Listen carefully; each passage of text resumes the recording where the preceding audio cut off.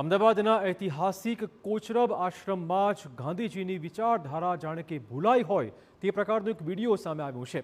કોચરબ આશ્રમમાં લગ્ન પ્રસંગ યોજાયો હોવાનો આ પ્રકારનો વિડીયો છે જે વાયરલ થઈ રહ્યો છે, જેમાં આશ્રમમાં લગ્ન પ્રસંગમાં ડીજેના તાલે મહેમાનો ઝૂમતા નજરે પડી રહ્યા છે।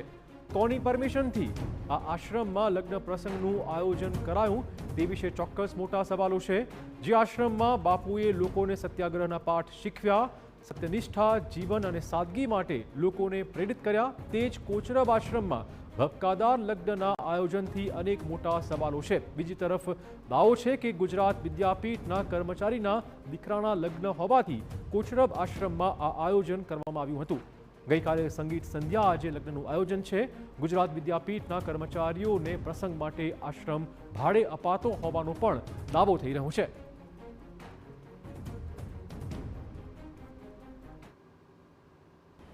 સત્યાગ્રહ આશ્રમ કે જેને આપણે કોચરબ આશ્રમ તરીકે ઓળખીએ છીએ, એ આશ્રમનો વાણિજ્યિક ઉપયોગ થઈ રહ્યો હોવાની બાબતો સામે આવી છે। કારણ કે ગઈકાલ રાત્રે આ કોચરબ આશ્રમમાં કેટલીક મહેફિલ થતી જોવા મળી હતી અને ત્યારબાદ વિવાદ સામે આવ્યો છે। કોંગ્રેસે પણ એ પ્રશ્ન ઊભો કર્યો છે કે ગાંધીજીએ આ આશ્રમ સાદગી અને સત્યાગ્રહના પાઠ ભણાવવા માટે શરૂ કર્યો હતો, પરંતુ એ આશ્રમમાં રાત્રે ડીજે અને એ સિવાય જાહેર કાર્યક્રમો થઈ રહ્યા હોવાના આક્ષેપ એમના દ્વારા કરવામાં આવ્યા હતા। મહત્વનું છે કે મહાત્મા ગાંધી ભારતીય સ્વતંત્ર ચળવળના નેતા કે જેઓ 1915માં જ્યારે અહીંયા આવ્યા હતા ત્યારે એમને આ આશ્રમની શરૂઆત કરી હતી અને ત્યારબાદ આ આશ્રમ આપને અહીંયા જોવા મળી રહ્યો છે। પરંતુ આ આશ્રમમાં આ પ્રકારના કાર્યક્રમો થઈ રહ્યા છે અને એને જ લઈને અનેક પ્રકારના આક્ષેપો લગાવવામાં આવી રહ્યા છે। મહત્વની વાત એ છે કે ગુજરાત વિદ્યાપીઠ દ્વારા આ આશ્રમનું સંચાલન કરવામાં આવી રહ્યું છે અને ગુજરાત વિદ્યાપીઠ તેમજ આ બંને આશ્રમ ગાંધીજી દ્વારા સ્થાપવામાં આવ્યા હતા અને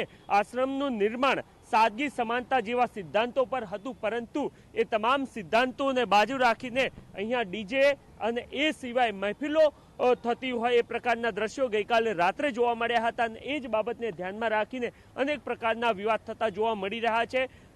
કોંગ્રેસના આક્ષેપ સ્પષ્ટ છે કે આ જે આશ્રમ છે એનો વાણિજ્યિક હેતુ માટે ઉપયોગ ના થઈ શકે, પરંતુ ગુજરાત વિદ્યાપીઠ દ્વારા એ સ્પષ્ટતા કરવામાં આવી રહી છે કે જે ગુજરાત વિદ્યાપીઠના કર્મચારી હોય એમના માટે આ આશ્રમ કેટલાક કાર્યક્રમો માટે આપવામાં આવતા હોય છે। કેમેરામેન રોશન સાથે નરેન્દ્ર રાઠોડ, TV9 અમદાવાદ।